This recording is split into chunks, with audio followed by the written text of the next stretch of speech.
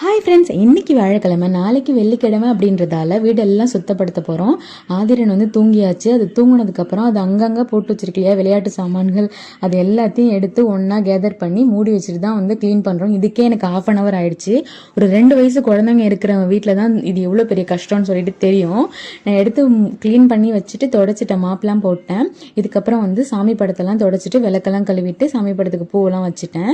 இதுக்கப்புறம் வந்து மாவு அரைச்சி நான் ரொம்ப நாள் ஆச்சு. நான் ஒரு கடையில் தான் வாங்கிட்டு இருக்கேன் ரொம்ப நாள். ஸோ இன்னைக்கு அரைச்சே ஆகணும் அப்படின்னு சொல்லிட்டு ஊற வச்சுருந்தேன் இட்லிக்கு. 4 பங்கு வந்து உளுந்து, 1 ஸ்பூன் வெந்தயம் ஊற வச்சுருந்தேன். இட்லி அரிசி நம்ம வந்து இட்லிக்கு அரைக்கிறதுக்கு ஒரு 1/2 hour முன்னாடி உளுந்தை வந்து ஃப்ரிட்ஜில் வச்சு எடுத்து அரைச்சோன்னா மாவு வந்து நல்லா பூ போல் சூப்பராக வரும். இட்லி அரைக்க தெரியும், பட் இருந்தாலும் ஒரு சோம்பேறி தானே தாங்க. எல்லாரும் மாவு பாக்கெட் தானே இப்போ வாங்குகிறோம். யாரெல்லாம் மாவு பாக்கெட் வாங்கி செய்கிறீங்கன்னு சொல்லிட்டு கமெண்ட்டில் கண்டிப்பாக சொல்லுங்கள். இதுக்கப்புறம் ஈவினிங் ஆயிடுச்சு. ஆதி வந்து ஒரு தூக்கம் போட்டே எழுந்துருச்சு. அவனுக்கு ஒரு ப்ளே டைம் கொடுக்கணும் இல்லையா, அதனால வந்து கீழே வந்து அழைச்சிட்டு போயிருந்தேன். நம்ம ஃபர்ஸ்ட் ஃப்ளோரில் இருக்கனால கீழே வந்து அவன் விளையாடுவான் ஜாலியாக. ஸ்கூல் பசங்க பக்கத்து வீட்டிலேருந்து வந்திருந்தாங்க. அவங்களோட கொஞ்சம் நேரம் நல்லா விளையாண்டுச்சு. இப்படி அது விளையாண்டாதான் அதுக்கு வந்து மைண்டும் ரிலாக்ஸாக இருக்கும். இல்லைன்னா நம்மளை வந்து ஒரு வழி ஆக்கிடுவான். உங்கள் வீட்லேயும் குழந்தைங்க வந்து இந்த மாதிரி அடம் பண்ணுறவங்க இருந்தாங்கன்னா கண்டிப்பாக கமெண்ட்டில் சொல்லுங்கள்.